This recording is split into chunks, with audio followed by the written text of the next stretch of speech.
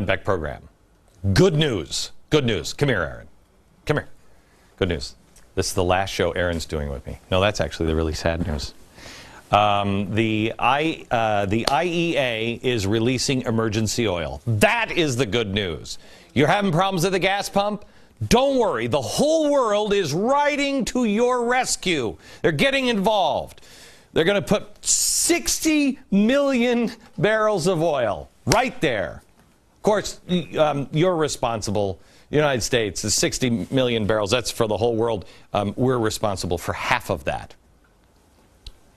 But it's going to, relieve the pressure elsewhere. Look, here's the thing we all have to understand. Nobody is going to do a Marshall Plan for the United States. I'm sick and tired of the redistribution of wealth. No one's going to send us one Hershey candy bar. Not one. We need to rebuild ourselves. We will stand alone. But the good news is, you've never heard this phrase, oh, thank goodness the French are here. It's always, thank goodness the Americans are here. The Americans are already here. We just have to remember who we are. We warned you about the Mideast. We told you that it would bring on an oil crisis. Well, here it is. And yet, everybody then and everybody now telling you it's fine, it's fine, it's fine. We'll just take more oil out of our own strategic reserves. That doesn't sound like a good idea. Because isn't that strategic reserve, isn't that in case of war and we have a real... war will never happen. Anyway, Saudi Arabia is also increasing their foothold now in the nuclear energy department. You can't build a nuke plant. No, not here. No. Germany can't. The West can't. But the nut jobs in the Middle East, we're all for building nuclear power plants. Let them they've got a right, Are we out of our mind? Why is Saudi Arabia building nuclear energy? Because they announced today that they're starting to run a little low on oil. Don't worry about it. Nothing better than the news that Saudi Arabia might be running a little low on oil and starting a nuke program. Don't worry about it. No. We are the people that are going to solve the problems that others are creating. We are the responsible ones for our own solutions. Now, the next one I want to show you here is a clip I wish was CGI. I wish George Lucas was out there going, watch, I'm going to make Ben Bernanke say crazy stuff. No, it's not CGI. It's not made up. It's Ben Bernanke. We don't have a precise read on why this slower pace of growth is persisting. One way to think about it is that maybe some of the headwinds that have been concerning us, some of these headwinds may be stronger or more persistent than we thought. Yeah, whatever. Did I just hear him say maybe? We don't have any idea. Maybe. United States economy, pretty big engine, pretty important engine for the whole world, not just you. The whole world, right? It's like a Ferrari. Got to tune that baby up. You know what? It's maybe even more important than a Ferrari, because that's just some fat cat. This is like some really crappy commuter airline that you're sitting on, but that engine is really important to everybody on board the plane, and you're strapped in the seat. You got your whole family. You're like, okay, kids are ready to go. And then you look out the window, and you see a mechanic with a screwdriver and a flashlight. And he's looking inside the engine, and you hear him say, I really don't know what's wrong with the engine, but I'm just going to fix it some more. Stop fixing the jet. Ben, if you don't know what's wrong with the economy and you're like, I don't really know. I mean, maybe it's some headwinds or something. Yeah. Step away from the engine, Ben. Step away from the economy.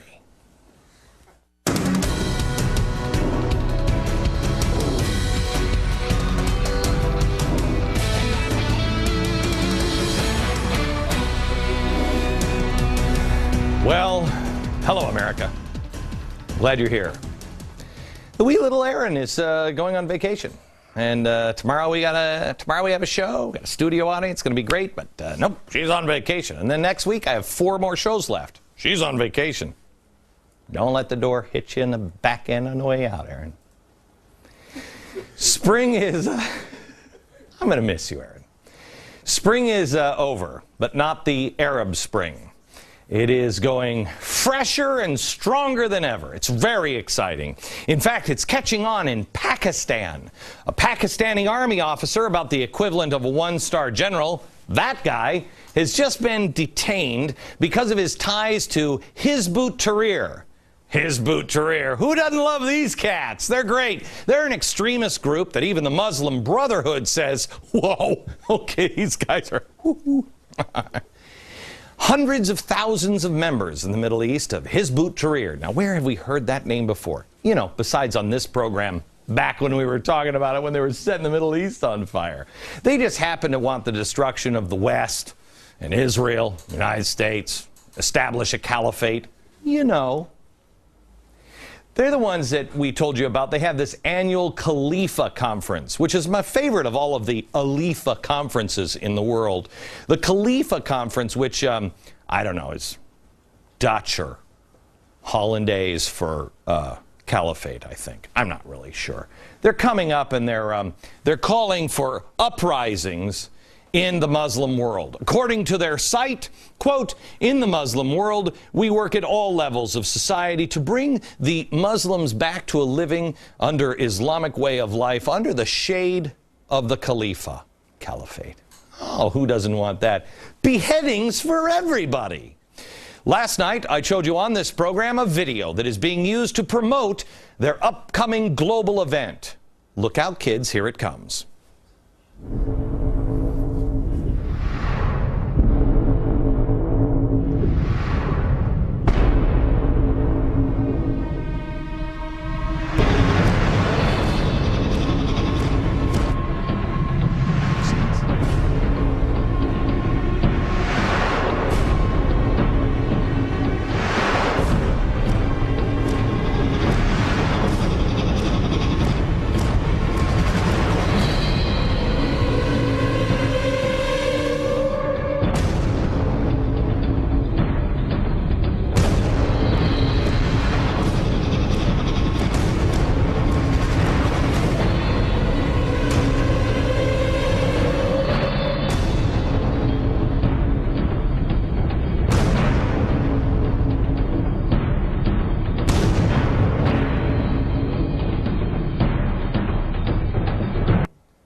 Looks good, doesn't it? Now I really want to see the movie. Oh, it's going to be great.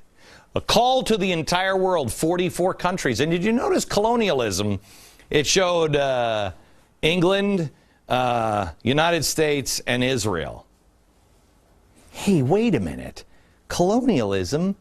Isn't that what our president and all of his friends are always saying they're against?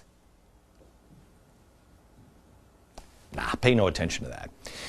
It's believed now that Hizb ut-Tahrir has even a deeper political and military connections than previously thought. I'm sure our CIA is all over this. Nothing to worry about here, kids. Move along. It's not like Pakistan has any nukes or anything, but don't worry about this group, because this group, it's not like they're having conferences in Great Britain and America and Australia. Well, no, I'm sorry, they are. But don't worry about them. Nothing to see here. Don't worry. It's the Arab Spring. The anti-Israel swell is not happening solely in the Middle East. It is happening all around the world and happening here in America. I'm going to show you some video here of Congressman Lynn Woolsey. She was at an event where she was standing with the angelic code pink. In attendance, you remember when Benjamin Netanyahu was giving his speech in front of Congress and somebody was screaming and yelling and interrupting his speech over and over again? Yeah. Well, look who was at this speech with the Congresswoman. Here she is. Watch. Watch. You can repeat after us. That's her. Not $1, not one dime. Occupation is a crime. Not $1, not one dime. Occupation is a crime. Thank you. Look who turned out for cheerleading tryouts and then lost and can't let it go. By the way, stop with the chanting like you're in high school. If you want my support for anything, don't ever try to get me to chant. Doesn't work. Here she is. She is talking proudly about how they got to stop the occupation in Israel. Right after her, standing behind during that chanting, was a United States Congresswoman applauding her disruption tactics, and then she also was there chanting about the Israeli occupation. But here's the Congresswoman. I have a little story about what happened to Ray during Netanyahu's speech. They were very rough with her when she stood up in the gallery and spoke out, which they didn't need to do. But one of my colleagues said to me, "Oh, I bet she was in your seat, Woolsey." And I said, no. Well, I bet she's your constituent. I said, well, I don't know who it was. Well, guess what? Thanks, Ray. You made me proud. Oh, isn't that? Then on June 15th, a coalition of supporters got together here, right here in the United States, and they wanted to talk a little bit about how evil Israel and the United States is. The imperialist. They had a little conference, and these aren't nobodies. There's a few faces you might recognize. First, Louis Farrakhan. All of this fictitious dream of a few that rule the many, that they will continue their rule, their time is up. I'll say it again. Say it again. Loud and clear. Say it.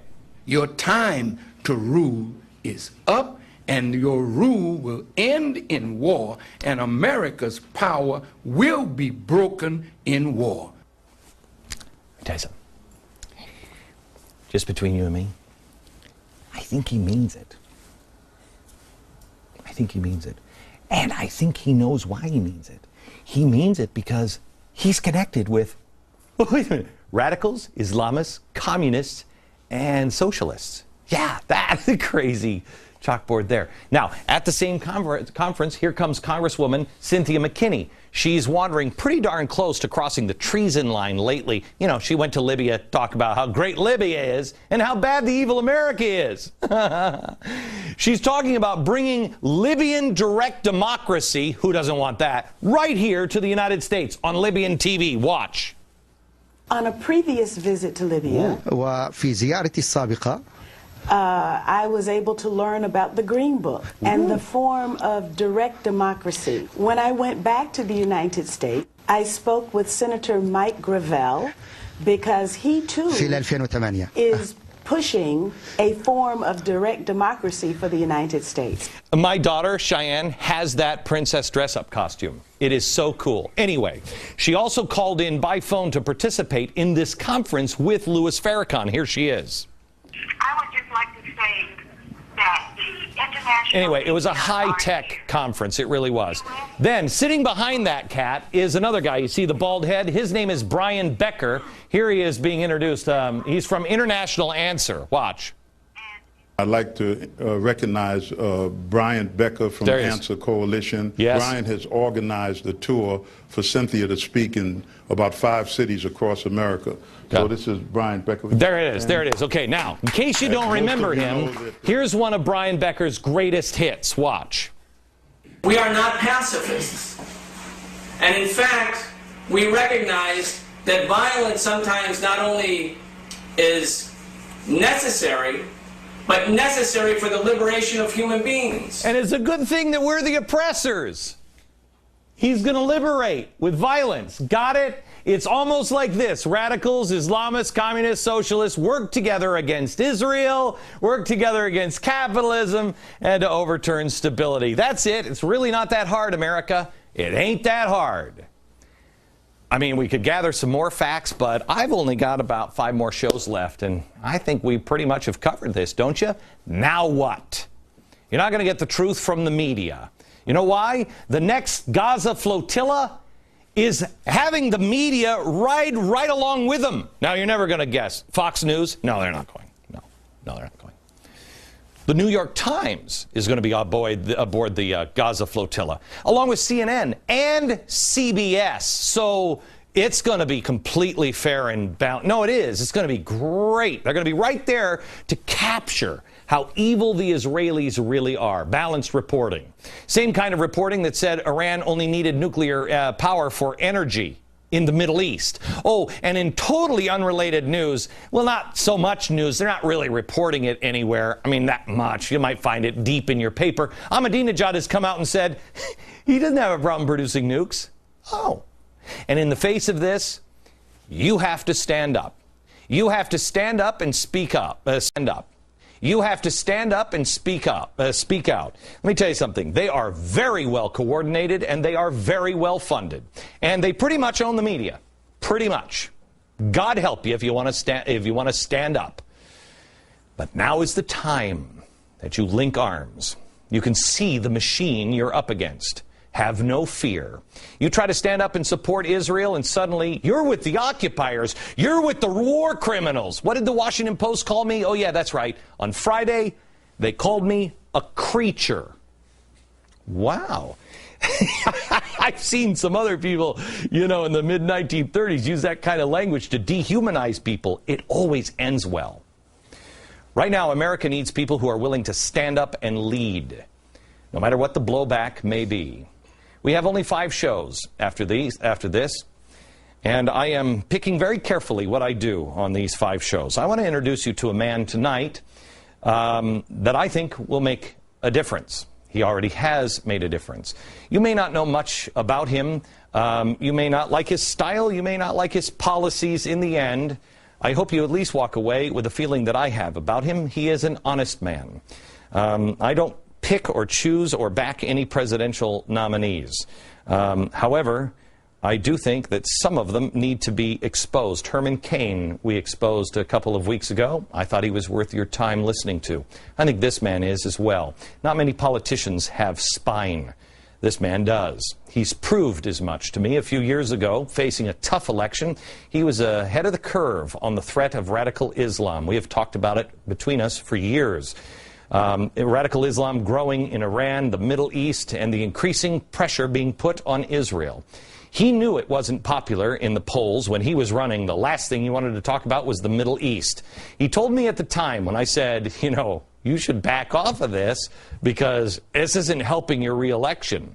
He said he wouldn't be able to face his children if he didn't speak out, even if it meant he lost. He did, but he can sleep at night. Joining me now is former Senator and GOP presidential candidate Rick Santorum. Rick, how are you, sir? Doing great, Gordon. Thank you. Good to see you. You bet. Appreciate the kind words. It's not kind words. It's the truth. You have been on Israel and Iran for a very long time. Have. Will you agree with me that Israel is the key to the Middle East? If you pull it out, the West collapse. Yeah, I mean it's our anchor in the Middle East. It's a strategic ally for us.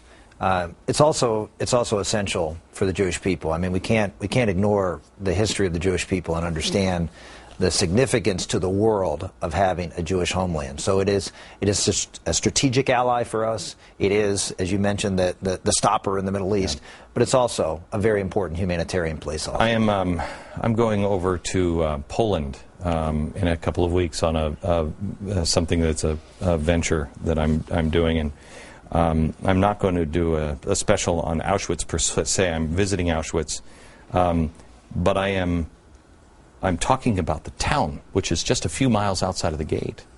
And I have been doing my research and trying to figure out how did this happen. Poland, I didn't know this when I first started doing my research, Poland rose up, a lot of Poles rose up to try to help the Jews. But they had nothing left. They had no arms. The Jews couldn't defend themselves. They had no state. They had nothing. We're at least at this point, we have a Jewish state that can defend themselves, but the world says they shouldn't. Well, I mean, the whole key to all of this is that the people that are opposing the Israeli state in the Middle East have never recognized the existence of the state of Israel. You cannot pull away from Israel. You have to stand by Israel until the people who seek to do them harm come to terms with the fact that Israel will exist and that the United States, hopefully the world, will stand behind them and their right to exist. As long as the Palestinian Authority, as long as the others in the Middle East refuse to accept Israel's right to be there, then there can be no peace. And we should not force Israel into any negotiation until that condition is met. Do you think America has enough courage to turn the tide on Israel? If we had a strong leader who had the respect of the world? Yes, the answer is because we've done it in the past. Leaders throughout the course of the time the State of Israel has been in place have stood strongly with them, and as a result, Israel has had a modicum of stability and success. We see now is a president who is backing away, who is, as you've talked about here, very much an internationalist, someone who sees his role as almost transcending the presidency. Yeah. And sees his role as to work with the international community to their ends, not to the ends of the national security interest of our country, not to the ends of supporting allies who are strategic for us, but to the ends of some greater goal than the goals here in the United States. Okay, when we come back, I want to talk a little bit about, I don't know if, America, you've seen this yet. This is Time Magazine. Constitution, does it still matter? Their conclusion, nah, not so much. And Rolling Stone and what they said about Michelle Bachmann. The role of God in your life, creation of jobs in America, what we're doing with the Fed. With the unstable economy and In the break, Senator Rick Santorum, a 2012 Republican presidential contender, we were talking about courage and whether people have the courage and looking to people of history to find it. Because it really, that's all it takes is to save our country, is somebody having the courage of their convictions. Yeah, you just look at people throughout the history. I was remarking about one such man that I'm very familiar with, Joshua Lawrence Chamberlain, who fought at the Battle of Gettysburg and led the 20th Maine, who was at the end of the Union line, and on the second-day battle fought the advance to flank the Union line, would have cut off the Union Army from Washington, maybe defeated the Union Army at that very moment, and fired until he had no ammunition, and then ordered a bayonet charge down the hill, sacrificing everything, and captured the Confederates in a brilliant move and won the day. And 25 years later, he came and gave a speech right at that ground, and he talked about that and he asked his men to sort of close his eyes and think about, here we are in this deathless field, and that people will come, people we don't know, but they'll come to see what we did here. And that's the purpose of life, is to live forever in the minds of people, to have sacrificed and served so people who we know not of will come here to remember what we did and be inspired by that. You are, there's a lot of this audience, I'd say the vast majority of this audience will say, wow. By you saying that in today's world, you are going to be mocked relentlessly for saying that there is something that someone will come. They'll mock you for that. No, but that's, Ronald Reagan, when he left office, he gave his farewell address. And the last thing he said as President of the United States in his farewell address was his concern about Americans not appreciating what America is, not understanding who we are, not being proud of what America is. You know this, Glenn. I know you've talked about this, that the worst subject in our school systems is not math and science. They complain about math and science scores, but it's not math and science. It's history. Americans and young people aren't being taught history. I was in Council Bluffs, Iowa a couple of days ago, and I talked about that. And a college professor who happened to be there, who teaches at Washburn University. Was he wearing a Che shirt? No, he was a conservative, believe me. Really? Yeah, he was a conservative. He was the one. Well, the one. Now, here's the interesting thing. He said, you're right. He said, in my history class, introductory history class at the school, I pass out a citizenship test to every student who comes into my class, and I have them take it. He said, you know what the percentage of right answers is? 40%. 15% pass rate. 5% of kids in college. How does America survive like that? You can't survive. You can't survive. And we have leaders. We have leaders who don't focus on. Well, we have leaders that, quite honestly, Rick, we have leaders that don't even admit it. They don't even see it. I can't tell you how many people I talk to in Washington all the time, and they're like, okay. I start talking about this. I know. I mean, what part of this do you think is nuts? Nothing. Okay. All right. It's true. I mean, they talk about this, and I start talking to them about people that are teaching in schools, or I talk to them about the revolutionaries that are organizing in our own country, and their eyes just glaze, and they're gone. They're gone. Look, there is an organized effort to try to change what America is. I mean, look, I always say when you go back and read Barack Obama's speeches during the last campaign, everybody focused on the hope and change. They didn't focus on the first 3/4 of the speech, which was a condemnation, not of George Bush, but of what America is. And he wanted to change America. Fundamentally transform. Fundamental change in America. And guess what? He's doing it. And we have, I think, thank God, people like you and others, the Tea Party, who have recognized how foundationally he wants to change this country.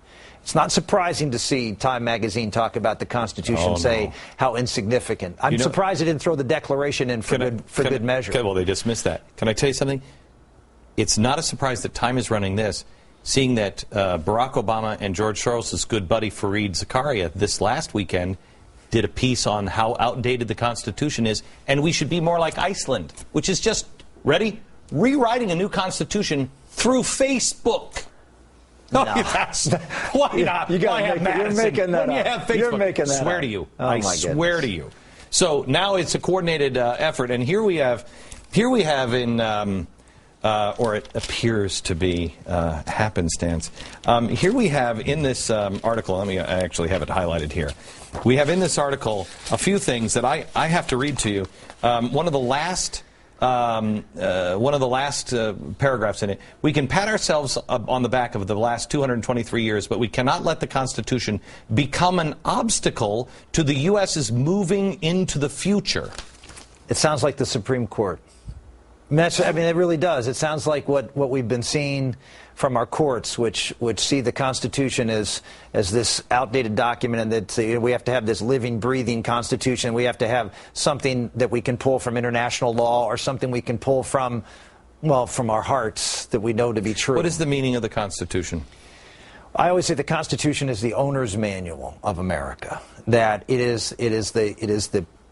sets up a government whose sole purpose, in my opinion, is to protect life and liberty. That's the purpose of the Constitution, is to make sure that you and everyone here in America. I don't know why you would say that our liberty is at stake, or our lives at stake. I don't know if you saw the TSA in completely unrelated news. TSA today, by the way, has selected the airport screeners. They're being organized by the AFL-CIO. That's going to be good, isn't it? Yeah. When we come back, I want to ask you just a little bit more about this. Sure. This is what they say, that the framers didn't see these things coming. So how would you address that? Back in just a second.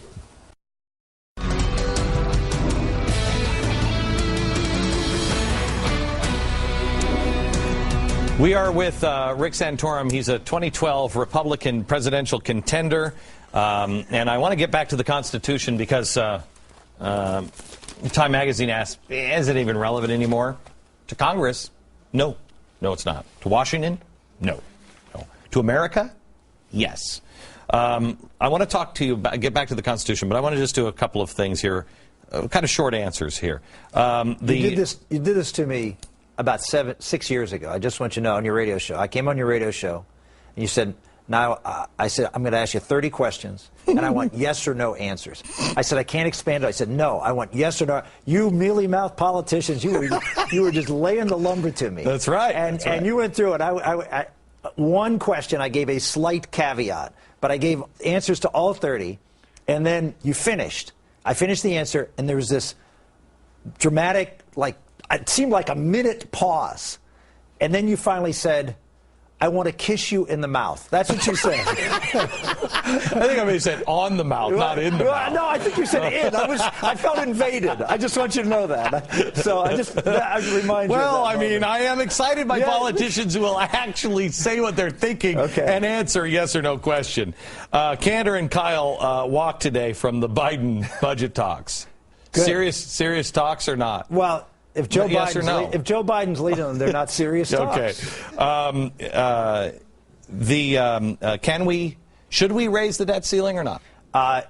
Under circumstances where we get things like dramatically reducing the deficit and getting, I like the dollar for dollar. That makes a lot of sense to me. And as long as it's over a relatively short window, it's not a dollar debt ceiling raised over 20 years of budget savings, but a short window. I think that makes some sense. I talked to Jim DeMint today, and What is this? It's the cut, cap, balance, and pledge? Yeah. Is that right? Yeah. You know it? I liked it, signed it.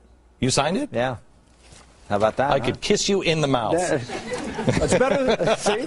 He said it. I was just kidding. Oh, okay. I don't want to kiss you in the mouth. Thank you. All right. My wife will feel very good about that. Afghanistan last night.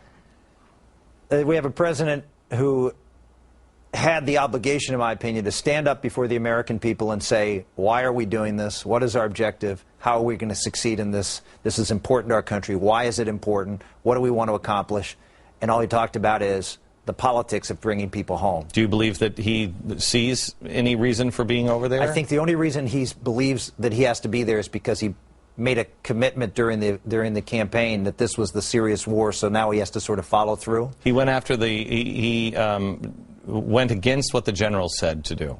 Highly unusual. Well, highly unusual for him because he has basically gone along. If you look at whether it's Gitmo or Iraq or Osama bin Laden, he basically followed what and the original surge in Afghanistan, he went along with his generals.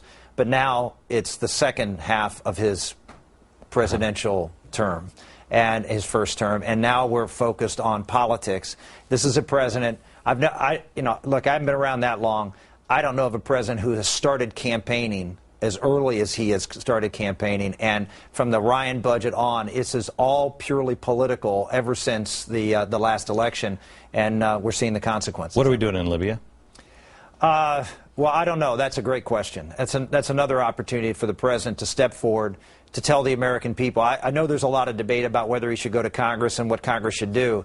The bottom line is he has an obligation to go to the American people and say, why are we doing this? What are we trying to accomplish? What is our mission? What are the definable goals? And he hasn't done any of that. Okay, you're President Santorum tomorrow. Okay, this is my dream world. You're President Santorum tomorrow. And so I have to live with all the mistakes that you have to live with everything. Do you stop what we're doing in Libya right now? Well, it's a hard thing for me to say, but I would say it would be difficult right now to stop, given the relationships we have with NATO, given the commitments we've made to NATO. So the president has put us behind the 8 ball, in my opinion. He's put us in a situation that if we pulled out, we could very well threaten and destabilize NATO, which is already threatened to destabilize by the way. So, I mean, it's a complex situation. I don't even want to kiss you on the hand on that one. Okay, we're out of Libya. I think he's put us in a difficult situation. What I would say is I don't think we have an interest there. I think we should get out of there, but I don't think we can immediately pull the plug. Have you noticed that all of our troops out. are surrounded now? Have you noticed that our troops are surrounded in Iraq? There are no friends around there, and it's getting worse and worse and worse. In Afghanistan, worse and worse and worse. Does that concern you at all? It concerns me that we have not made the case to the American public why we need to win this war. It concerns me that that we are not making the case as to why we need to win Afghanistan, what we need to do to finish Iraq. Does it concern me that that we have relationships now in the Middle East that have, because of the Arab Spring, that have made our troops more isolated? Yes, it does. Would you agree or disagree that America has caused a lot of our own problems? We're not responsible for, all the problems of the world, but we have caused a lot of problems ourselves by getting into bed, by believing the enemy of my enemy is my friend. Well, if you're talking about, for example, the Egyptians, and why we buddied with the Egyptians. We buddied with the Egyptians because we were trying to provide a stability for our friend Israel, and that we broke a deal. I understand that, right? But did we not? We didn't stand for anything because we're in bed with brutal, ugly people. Yeah, I gave a speech about a month and a half ago at the National Press Club and said that our foreign policy should be directed toward advancing the principles that America is founded upon, which is freedom. And so whatever relationship we have, whether it's with China or whether it's with Egypt or whatever, we should be advancing the principles of our country. Does that mean that we have to have relationships with people who aren't the best guys in the world? Sometimes. But we also need to be advancing our principles and holding our friends feet to the fire. Back in just a second. To run out of time. Here we go. Rick, try to give me one-sentence answers. Gotcha. One-sentence answers? Sure, okay. All right. You're president of the United States. Yes. Health care. Repeal Obamacare. What happens to Greece? It's the problem of the European Union. It's not our problem. Is Europe going to implode if Greece implodes? One sentence. I think the Europeans will take care of their problem. They'll clean up their mess. The left orchestrating worldwide and joining with Islamists and one sentence. I spent the last 4 years talking about the radical socialists, militant socialists in Central and South America working with the radical Islamists. This is a run-on. That's a run-on clause. I put a comma in there, maybe a semicolon. So the answer is they do work together. The enemy of my enemy is my friend. Oil. Drill. Everywhere. Coal.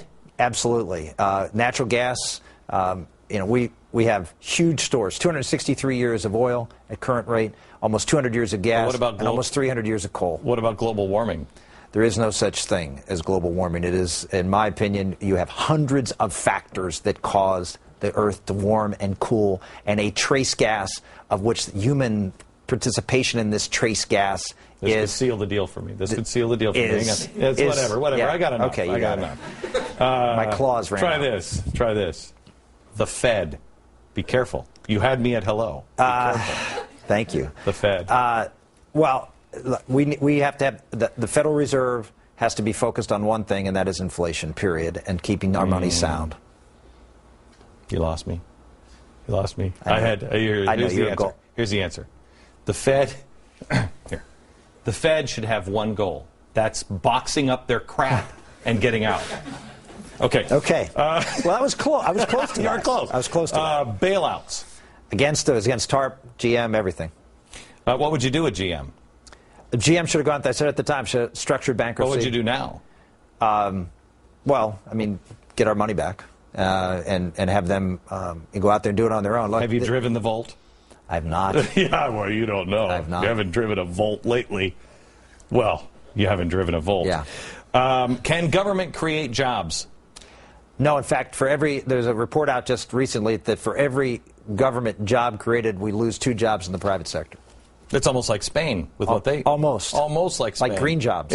It's weird, isn't it? Yeah. It's weird. Okay, back in just a second with a quick discussion about an amazing story in Rolling Stone taking down Michelle Bachmann on God. You are one of those crazy religious zealots. We'll get to that next. Thanks. All right, we're back with presidential candidate Rick Santorum. There is an amazing article in Rolling Stone about Michelle Bachmann's holy war, where they call her crazy. It's horrible. It is horrible what they say, the smears that they say. And it's not just on her. It's on anybody that believes in God. Yeah. She says that, or in here they say, she thinks that God actually talks to her. A lot of people think God talks. That's why we pray, because we talk to God, and that God communicates with us. Does that mean that we hear voices? Some people do. I don't, but some people do, and I believe that some people do, because I believe God exists, and if God wants to talk to us, He certainly can talk to us. And the idea that we condemn people for their faith, talk about the Constitution being dead, the first freedom, the trunk of which all other branches of our freedoms come from, is the freedom of religion, the freedom of belief. Nancy Pelosi said that that our freedoms are constantly expanding through Congress. Our rights are constantly expanding. Well, if you believe that rights come from the government, then of course they can be expanding. Where do they come from? Well, they come from God, because our founding document, we hold these truths to be self-evident, that all men are created equal and endowed by our Creator with certain inalienable rights. They're editing that part out. No, well, I'm sorry, the Creator part that comes out. Try this. One document under siege. Here are a few things the framers did not know about. This is from Time magazine on the Constitution. They didn't know about World War II, DNA, sexting, airplanes, the atom, television, Medicare, miniskirts, the internal combustion engine, computers, or Lady Gaga. They knew about truth and the nature of man. What is the nature of man? The nature of man is fallen, and that we cannot perfect man, but that we can trust man if given faith and freedom and the structure by which faith can continue to inform. As John Adams said, our Constitution is made for a moral and religious people. It is wholly inadequate for the governance of any others. And this idea that we have faith and freedom, and that faith informs a worldview that creates virtuous people who can, with self-restraint, allow for limited government. Because if we don't have self-restraint, molded by faith, then you're going to have external restraints on people, because people are fallen. Any truth that the American people can't handle? I don't think so. Look, we've survived freer than any other civilization in the history of man, because I believe that the secret sauce of our Constitution, of our founders, works. But it does take persistence and vigilance. It takes knowledge, it takes understanding of what makes us great, and it needs people to remind us what it is. And right now we're going through a crisis. That's one of the ways we're being attacked. Are we at a tipping point? I don't think there's any. Look, I wouldn't be out here running for president of the United States if I didn't feel that this was the most important election, and I believe, since 1860. In 1860, we were going to decide whether these United States would become the United States. In this election, we're going to decide whether that Declaration of Independence, where they hold these truths to be self-evident, that all men are created equal and endowed by our Creator with rights, that those rights are still going to be rights that come to us from God, and that the government's role is to protect them, or whether the government is now going to say, nope, we're the ones who are going to dispose rights. We're the ones who are going to be the sovereign. Remember, we left. Oh, I hear the music. I gotta go. Okay. Rick Santorum. Whether you vote for him or not, I thought you should meet him. Back in a minute. Tomorrow, history like you haven't heard before. The tipping points where freedom was almost lost, and how we arrived at where we are. There are only 5 shows remaining. Our last show is next Thursday. Make sure you join for every episode from New York. Good night, America.